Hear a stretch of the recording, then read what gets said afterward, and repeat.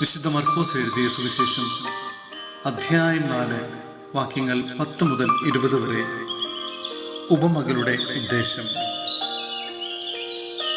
അവൻ തനിച്ചായപ്പോൾ 12 പേരും കൂടെയുണ്ടായിരുന്ന മറ്റുള്ളവരും ഉപമകളെക്കുറിച്ച് അവനോട് ചോദിച്ചു.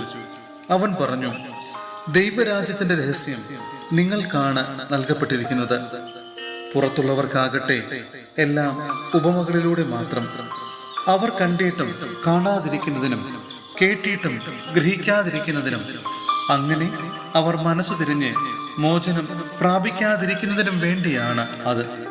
വിദഗ്ധക്കാരന്റെ ഉപമ വിശദീകരണം.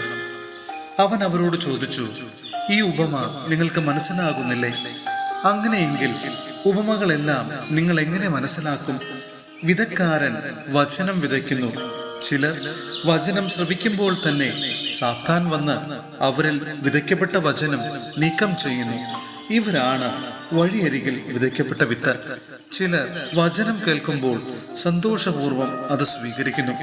പാറപ്പുറത്ത് വിതയ്ക്കപ്പെട്ട വിത്ത് ഇവരാണ്. വേരില്ലാത്തതിനാൽ അവ അല്പസമയത്തേക്ക് മാത്രം നിലനിൽക്കുന്നു. വചനത്തെ പ്രതി ക്ലേശവും പീഡയും ഉണ്ടാകുമ്പോൾ തൽക്ഷണം അവർ വീണുപോകുന്നു. മുൾച്ചെടികൾക്കിടയിൽ വിതയ്ക്കപ്പെട്ടത് മറ്റു ചിലരാണ്.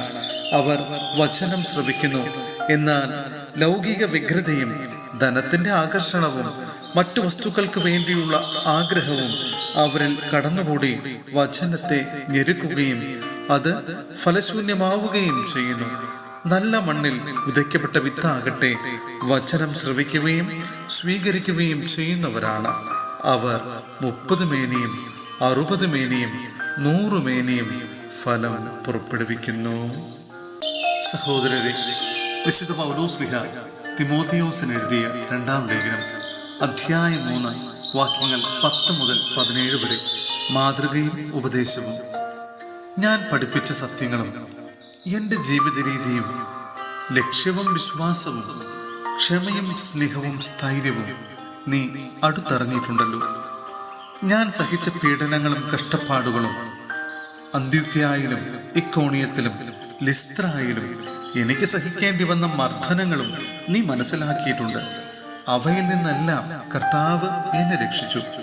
യേശു ക്രിസ്തുവിനോട് ഐക്യപ്പെട്ട് വിശുദ്ധ ജീവിതം നയിക്കാൻ ആഗ്രഹിക്കുന്നവരെല്ലാം പീഡിപ്പിക്കപ്പെടും. അതേസമയം ദുഷ്ടരും കപടനാട്യക്കാരും വഞ്ചിച്ചും വഞ്ചിക്കപ്പെട്ടും അടിക്കടി അധപതിക്കും.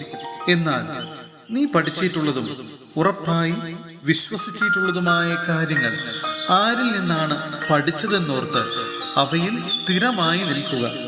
യേശു ക്രിസ്തുവിലുള്ള വിശ്വാസത്തിലൂടെ രക്ഷ പ്രാപിക്കുന്നതിനെ നിന്നെ ജ്ഞാനിയാക്കുന്ന വിശുദ്ധ ലിഖിതങ്ങൾ നീ ബാല്യം മുതൽ പഠിച്ചറിഞ്ഞിട്ടുള്ളതാണല്ലോ. വിശുദ്ധ ലിഖിതമെല്ലാം ദൈവനിവേശിതമാണ്. അവ പ്രബോധനത്തിനും ശാസനത്തിനും തെറ്റുതിരുത്തലിനും നീതിയിലുള്ള പരിശീലനത്തിനും ഉപകരിക്കുന്നു. ഇതുവഴി ദൈവഭക്തനായ മനുഷ്യൻ പൂർണ്ണത കൈവരിക്കുകയും എല്ലാ നല്ല പ്രവൃത്തികളും ചെയ്യുന്നതിന് പര്യാപ്തനാവുകയും ചെയ്യുന്നു.